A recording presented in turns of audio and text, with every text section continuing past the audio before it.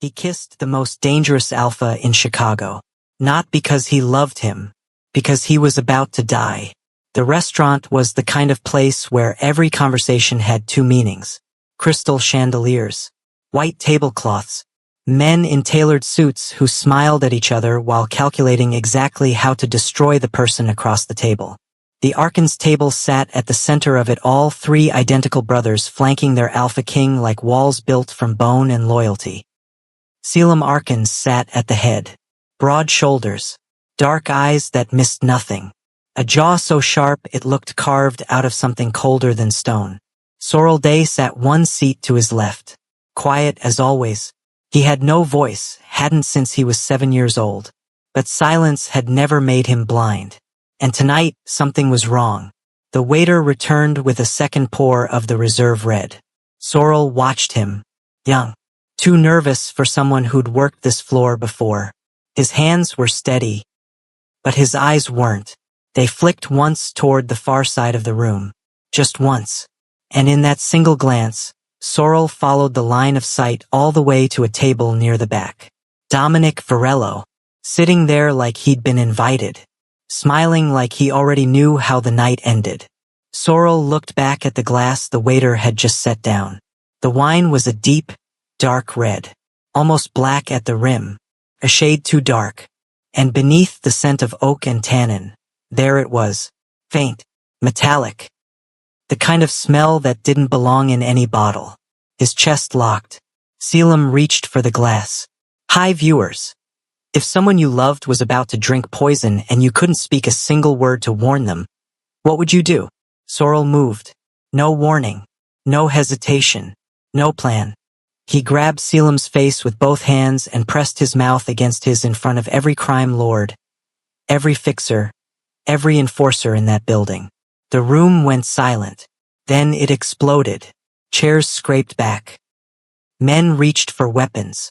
The Triplet brothers were already on their feet. Ravian's hand at his holster, Tavian's voice cutting through the noise like a blade. But Sorrel wasn't finished. During the kiss, while every set of eyes in the room was locked on the shock of it, his left hand closed around the stem of the glass. He pulled it toward himself, broke contact with Selim just long enough to bring the glass to his own lips, and drank the whole thing. Selim's hand shot out, too late. The glass hit the floor and shattered. The sound of it breaking was the last clear thing Sorrel heard. After that, the room tilted. His legs stopped working. The floor came up fast and someone caught him. Arms around his chest, a voice close to his ear, low and fractured in a way he had never heard before. One word. Why? The chandeliers blurred into one long smear of gold. Then everything went black. The ceiling was white. That was the first thing Sorrel registered. White ceiling. The low hum of medical equipment. Something cold taped to the inside of his left arm. He blinked once, twice. His throat felt like it had been scraped hollow. 3 days had passed. He didn't know that yet. But the nurse who checked his vitals told him without being asked. 3 days. The toxin had moved fast. His kidneys had taken most of the damage. He was lucky to be breathing. Lucky. He stared at the ceiling and let that word sit there. The room was private. Expensive. The kind of setup that didn't come from hospital insurance. It came from someone with money and a reason to keep him comfortable. Fresh flowers on the windowsill. Security outside the door. A notepad and pen already placed on the bedside table. Like someone had anticipated the one thing he always needed. He reached for the notepad. Didn't write anything yet.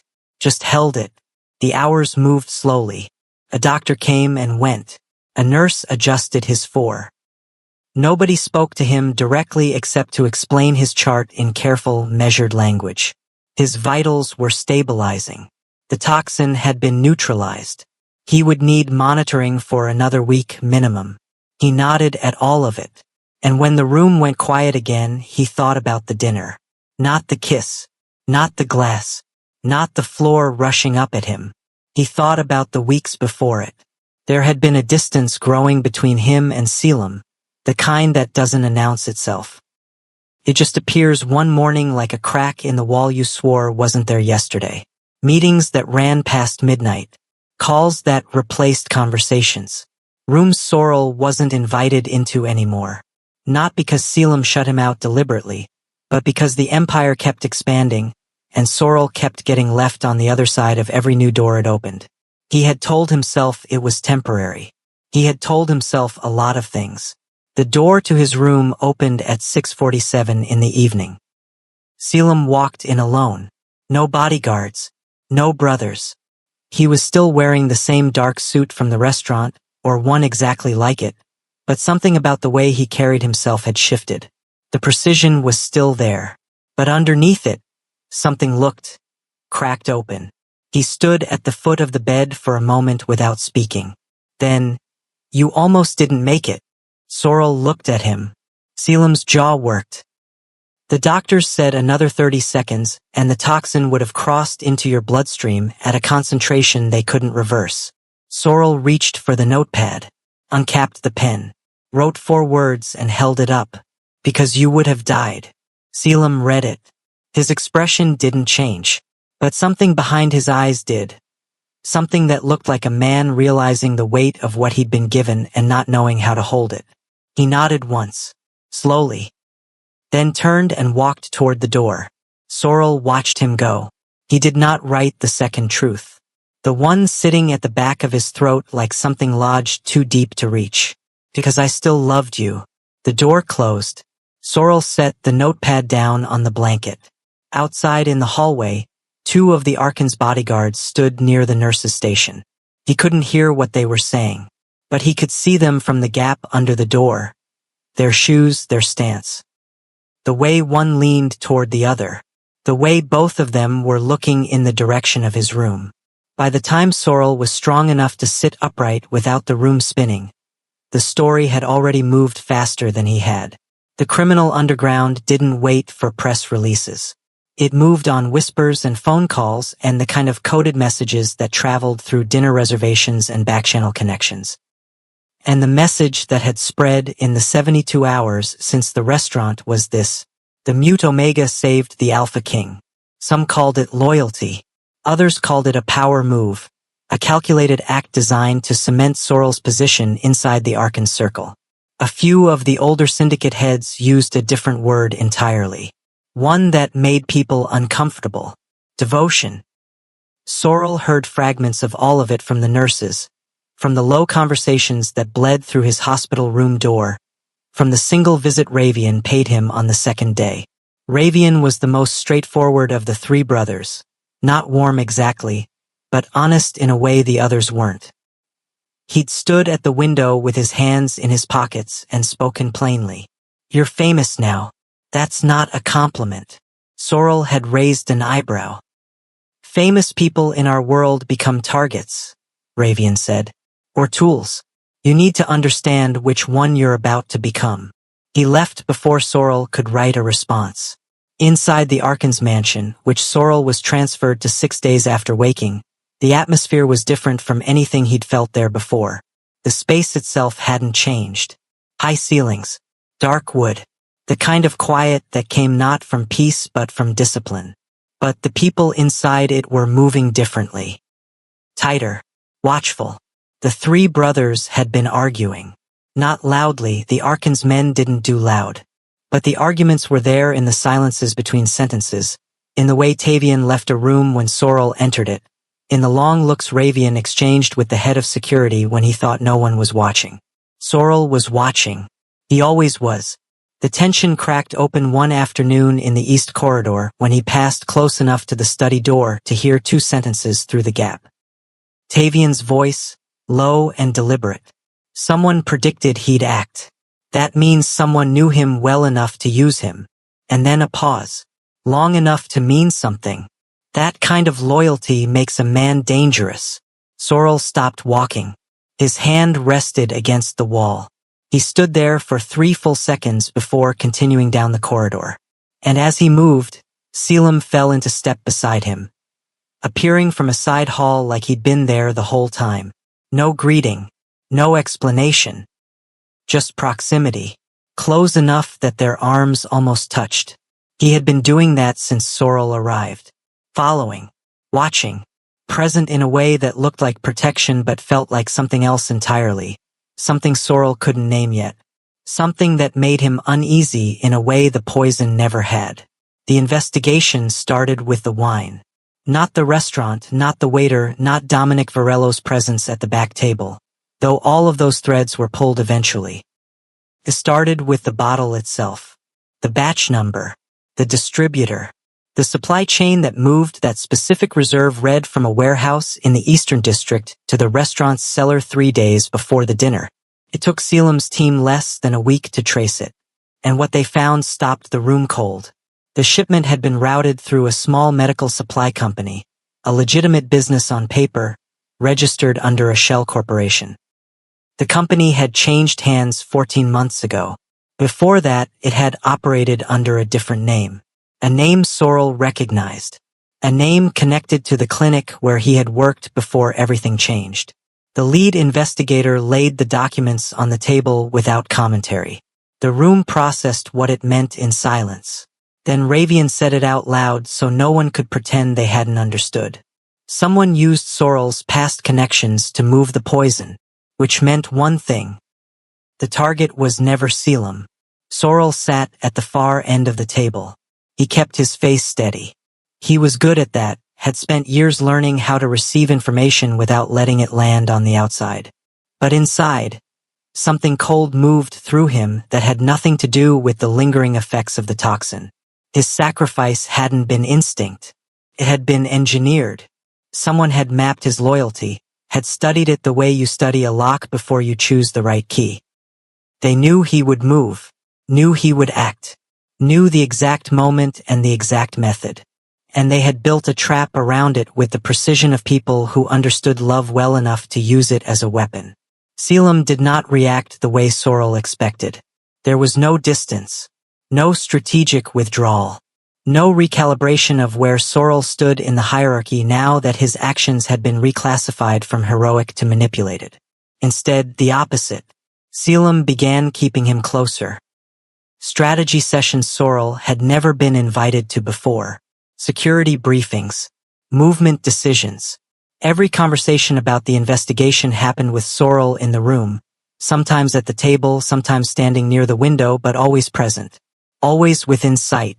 It should have felt like trust. But trust had a particular texture, and this wasn't it. This was surveillance with the volume turned down. Sorrel tolerated it, watched, cataloged. On the 9th night back in the mansion, he woke at 2 a.m. to the faint sound of the floorboard outside his door. He opened his eyes slowly, didn't move, and in the thin strip of light beneath the door, 2 shoes. Still, patient. He already knew whose they were. He lay there in the dark, staring at the ceiling, and the question he hadn't let himself ask since the restaurant finally surfaced with enough force to keep him awake until morning. If he had known the kiss was a trap, would he still have done it? He didn't sleep again that night. It happened on a Tuesday. No particular reason for a Tuesday. No setup. No atmosphere Sorrel could have prepared for. He was in the small sitting room off the east wing, working through a stack of documents Ravian had asked him to review. Financial patterns, mostly, looking for inconsistencies in the Arkan's distribution ledgers, when Selim walked in and closed the door behind him. He didn't sit down immediately. He stood near the window for a moment, jacket off, sleeves rolled to the forearm, the kind of undone that, on Selim Arkan's, still looked deliberate. Then he sat across from Sorrel, and he started talking, not about the investigation, not about security protocols or the Varello threat or the next council meeting. He talked about the year before the restaurant, the way the empire had expanded faster than anyone anticipated. New territories, new alliances, the kind of growth that pulls a man's attention in 17 directions at once.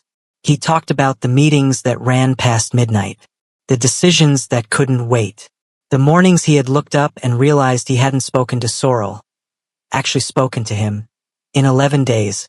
He said, "I told myself you understood." He paused. "I was wrong." Sorrel set the pen down. He listened. because that was one thing he had always been good at. Real listening, the kind that uses more than ears. Selim apologized. For the distance. For the doors that had closed quietly without explanation. For the version of himself that had started choosing the Empire by default without ever once asking Sorrel if that was a trade he was willing to accept. The apology was real. Sorrel could hear it in the way the words came out. Not polished, not rehearsed. Rough at the edges. The kind of honesty that costs something. He believed every word of it. That was the strange part. Sorrel believed him completely, and it changed nothing. Because apologies had a particular kind of weight, they could acknowledge a wound, but they couldn't close it. They couldn't give back the 11-day silences. They couldn't return the version of Sorrel who had sat in rooms waiting to matter. Selim looked at him across the table. I want another chance. For words. Direct. No framing, no negotiation. Sorrel reached for the notepad. He thought for a moment. Just one, with the pen hovering above the page. Then he wrote 3 words and turned the notepad around. Too much changed. Selim read it. He didn't argue. Didn't push. He just looked at those 3 words for a long time with an expression that sat somewhere between understanding and grief. The face of a man who had suspected the answer before he asked the question. The moment held. And then a sharp knock at the door broke it open. One of the security leads stepped in with his tablet already open, voice clipped and fast. He's back. Selim stood in one motion. Where? Financial district. His people hit 2 of our accounts in the last hour. And there's a vehicle registered to the Varello network parked outside the building where we moved the server backup last week. The name didn't need to be spoken again. Dominic Varello had resurfaced. And somehow he already knew exactly where to hit. Sorrel looked at the security lead, then at Selim, then at the tablet in the man's hand, where the transaction timestamps were already pulling up on screen. His eyes moved across the numbers. Something caught. Pattern. Small. Easy to miss if you weren't looking for it. He reached out and tapped the corner of the tablet screen. Selim looked at him. Sorrel pointed at the timestamp column, then at the account reference number, then wrote 1 sentence on the notepad and held it up fast. Someone inside told him where to look. The room went very still. If Sorrel could figure out there was a traitor inside in under 60 seconds, why did it take Selim's entire security team a week to even consider it? Drop your thoughts below. And stay close because Chapter 6 is where the real unraveling begins. The accounts were gone before anyone finished reading the report. Not drained slowly. Not siphoned over weeks the way careful thieves moved money. Pulled. Clean. Fast. The kind of extraction that required inside knowledge, not just of the account numbers but of the exact window when the monitoring protocols went dark for routine maintenance. That window lasted 11 minutes. Dominic's people hit both accounts in 9. Sorrel sat at the long table in the strategy room while Selim's financial team worked through the damage in clipped, technical sentences. 2 accounts. Combined losses that wouldn't cripple the Arkan's empire but would slow specific operations. Supply movement mostly. Distribution in the northern corridor. That mattered. Because the northern corridor was where the Arkan's brothers were planning their next territory consolidation. Sorrel wrote that on his notepad and passed it to Ravian without drawing attention to himself. Ravian read it. His jaw tightened. He passed it to Selim without a word. Selim read it. Looked up. Looked at Sorrel. Sorrel tapped the table once with 2 fingers. Meaning, keep going. He had started doing that, paying attention in a different way. Not just receiving information but mapping it. The attacks weren't random. They never were.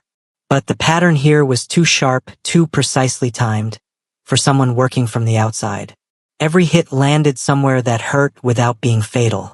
Every disruption targeted an area that had only recently been discussed internally.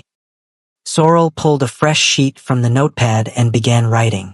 Transaction timing. Server access logs.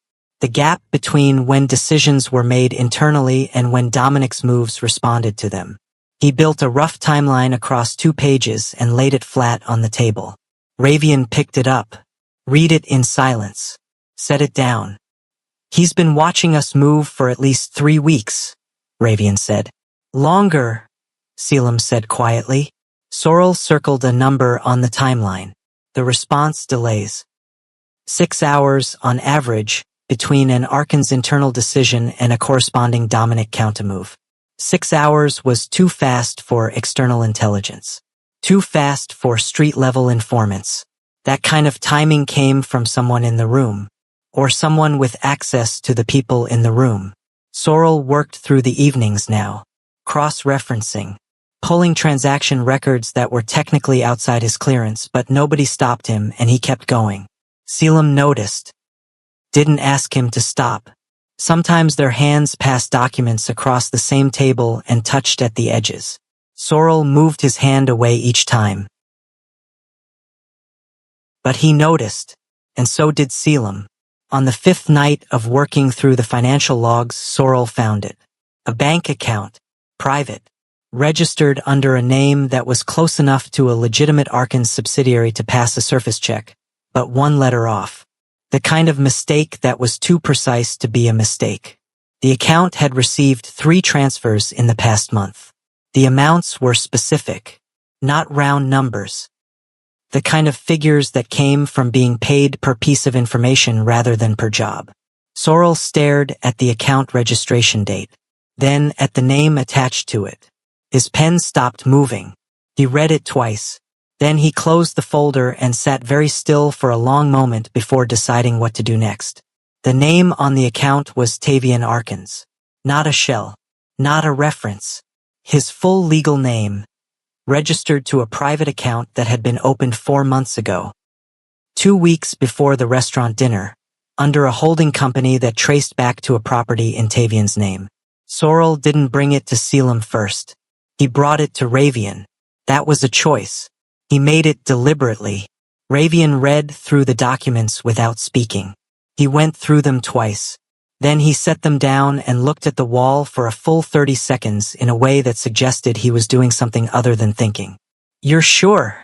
Ravian said. Not a question. Sorrel nodded. Ravian picked up his phone. What followed happened fast. The way hard things always happen once someone decides to stop waiting. Within an hour, Selim had reviewed the same documents. Within 2 hours, all 3 brothers were in the same room for the first time in days, and the air in that room had a temperature. Tavian stood near the fireplace. He hadn't sat down since the documents were placed on the table. That account is not mine. His voice was steady. But his hands weren't. One of them pressed flat against the mantelpiece like it needed something solid to push against. "Your name is on the registration," Selim said. "My name is on a lot of things I didn't sign. Tavian, I'm telling you, that account is not mine." The room sat with that. Ravian was the one watching Sorrel, not Tavian, because Ravian had noticed something over the past week. The way Sorrel processed information differently from everyone else in the building. Not faster necessarily, but with different attention.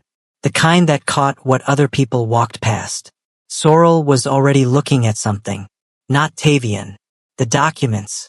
Specifically, the timestamp on the account's last access. He had noticed it when he first reviewed the file and set it aside as a detail to return to. He was returning to it now.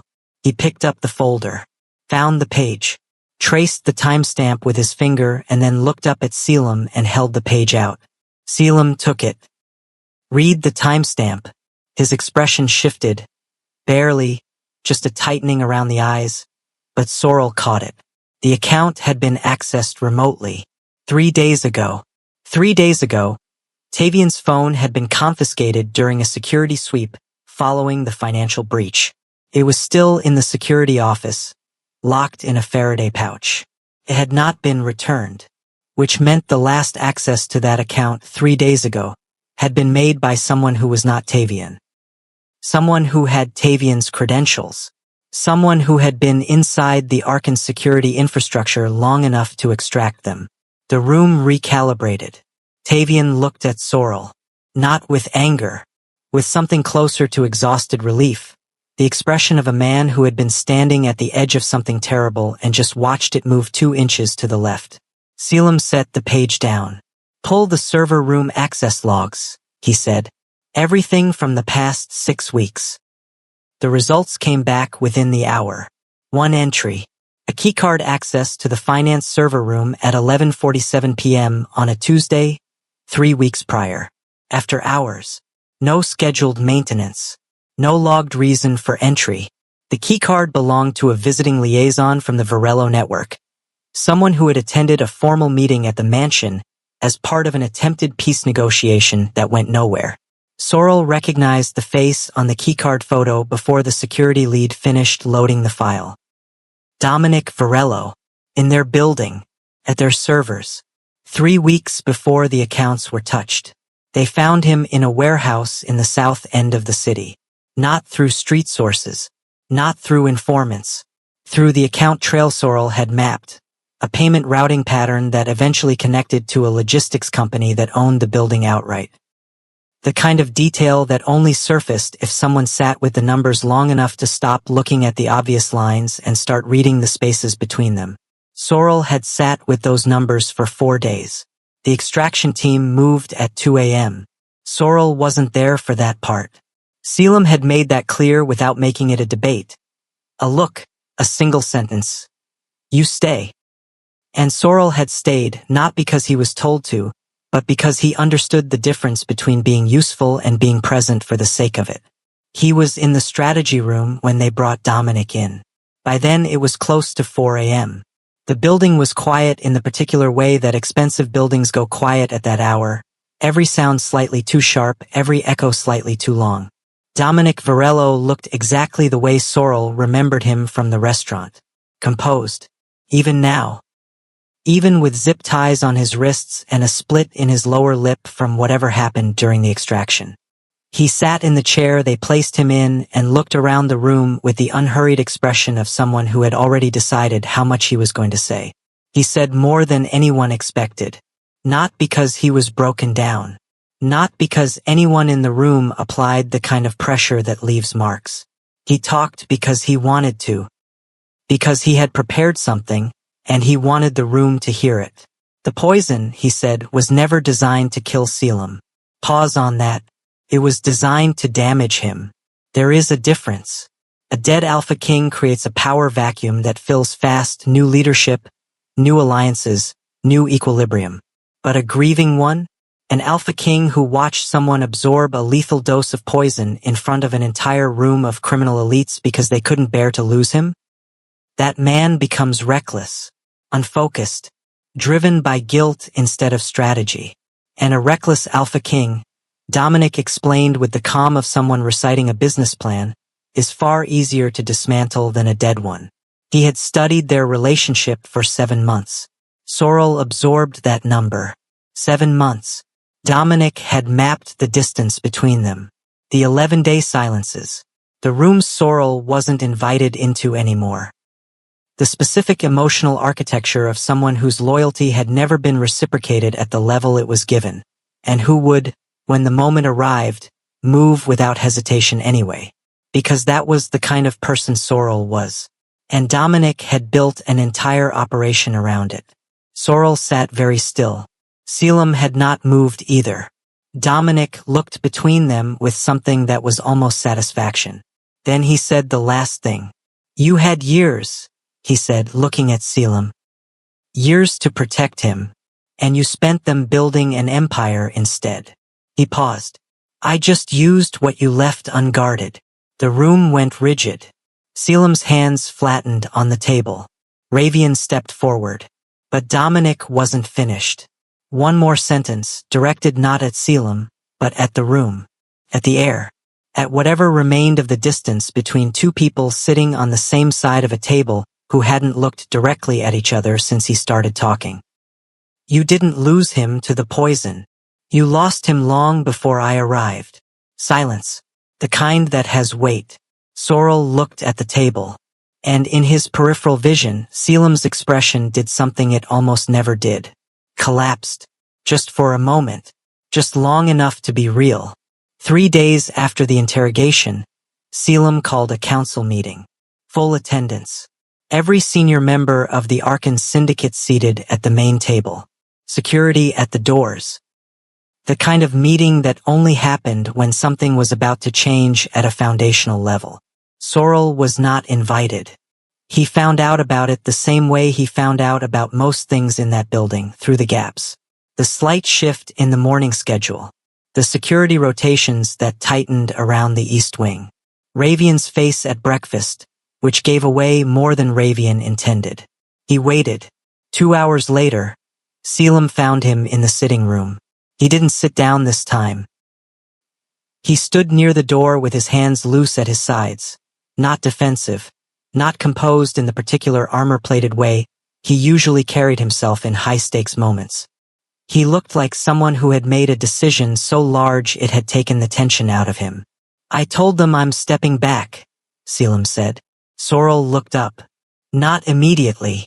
There are things that need to be transitioned properly.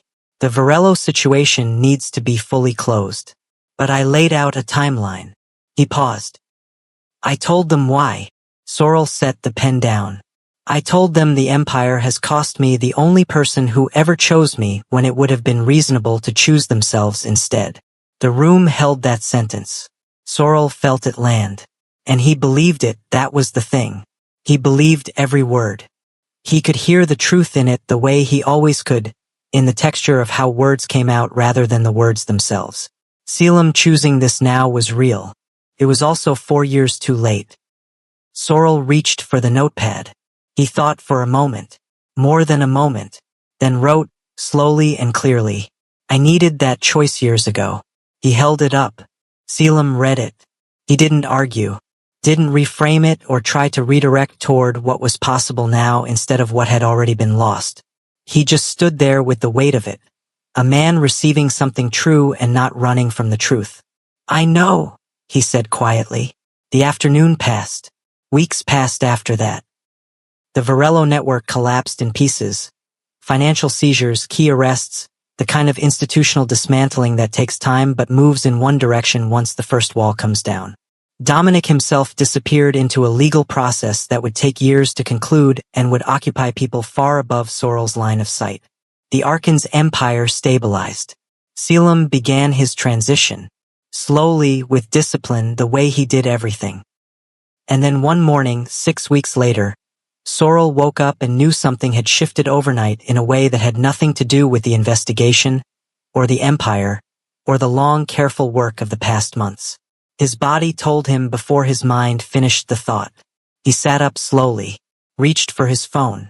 The notification from the clinic he had visited 2 weeks prior had been sitting unopened since 6 a.m. He opened it now. Read it once.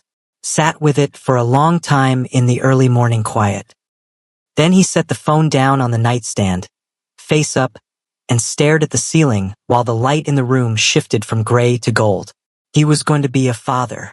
The child was born on a Thursday morning in late autumn. The delivery was quiet, in the way things become quiet when everyone in the room understands the weight of the moment and doesn't reach for words that won't fit anyway. Selim was there. He had been there through all of it. The months leading up, the appointments, the decisions about how to structure what their lives looked like now that a third life was being built inside the frame of everything they had been to each other. He had not pushed. That was the thing Sorrel noticed most. No pressure toward reunion. No leveraging the pregnancy as a reason to revisit what had already been answered. Selim showed up for every appointment. Handled logistics without being asked. Checked in daily. Not in the layered, weighted way of someone trying to reopen a door, but in the straightforward way of someone who had decided that presence, without conditions, was the only thing he had left to offer. Sorrel let him in. Not all the way, but enough. The baby was small and loud and entirely healthy, and the moment the nurse placed her in Sorrel's arms, something happened in his chest that rearranged the order of everything he thought he understood about what mattered. Selim stood at the edge of the bed. He looked at his daughter for a long time without speaking. Then he looked at Sorrel. And Sorrel saw it. The full weight of everything Dominic had said in that interrogation room. now living in Selim's face without the armor of strategy or power or the particular composure of a man who ran an empire. Just a man who understood, completely and too late, what he had been given and how he had held it. The months that followed found their own shape. The Arkan's empire stabilized under new leadership, a council structure that Selim had spent 6 months building before he stepped back. The northern territories held. The alliances that had cracked under the pressure of the Varela War were repaired slowly, through smaller gestures and consistent follow-through. Selim moved into a house 3 blocks from Sorrel's apartment, close enough to be present, far enough to respect the boundary. They built something new. Not what they had, not a version of what they had once hoped for, but something that worked on its own terms. Shared dinners twice a week. A daughter who learned very early that her father communicated in written words and her other father communicated in long silences that somehow said everything. She grew up knowing both languages. One quiet evening in the spring. The baby asleep, the apartment still, the kind of peaceful that arrives when a long season of difficulty finally decides to rest. Selim sat across from Sorrel at the kitchen table. He looked at him for a moment. "Can we try again?" He had asked it before. This was the 3rd time, and each time he asked it simply without building a case around it. Sorrel looked at him. He thought about the restaurant, the metallic smell in the wine, the floor rushing up. He thought about the hospital ceiling, the notepad, the 11-day silences and the room that felt different after Dominic spoke, and the morning he sat with a phone in his hand and understood that everything was about to change again. He reached for the notepad.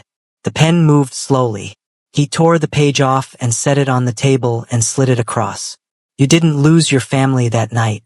You lost the version of me who believed love should always wait for power." Selim read it. He didn't respond. He folded the paper carefully, the way you fold something you intend to keep, and put it in the inside pocket of his jacket. Then he stood up, thanked Sorrel for dinner, said goodnight to his daughter through the baby monitor app on his phone, and walked to the door. And Sorrel sat at the kitchen table in the quiet of a Thursday evening in spring and listened to the door close. Not with finality, not with anger, but with the particular soft sound of something that had been resolved. He picked up the pen, set it back down, looked at the empty chair across from him. Then he got up, walked to his daughter's room, and stood in the doorway. She was asleep on her back with both arms out to the sides like she owned every inch of the space she occupied. Peaceful, safe, free from every mistake the people who loved her had made before she arrived to show them what actually mattered. Sorrel leaned against the doorframe and stayed there for a long time. And for the first time in longer than he could measure, he felt like himself. That ending. Sorrel didn't collapse, didn't beg, didn't go back. He chose himself, and that choice cost him everything and gave him everything at the same time. If the story moved you, hit that subscribe button and turn on notifications right now, because more stories like this one are coming. Stories about sacrifice, about the love that almost makes it, about the moments that change people forever. You don't want to miss what's next. And before you go, drop a comment below. Tell us, do you think Sorrel made the right call? Or did he give up on something worth fighting for one more time? Your answer might inspire someone else reading this today. Share this story. Someone out there needs to hear it.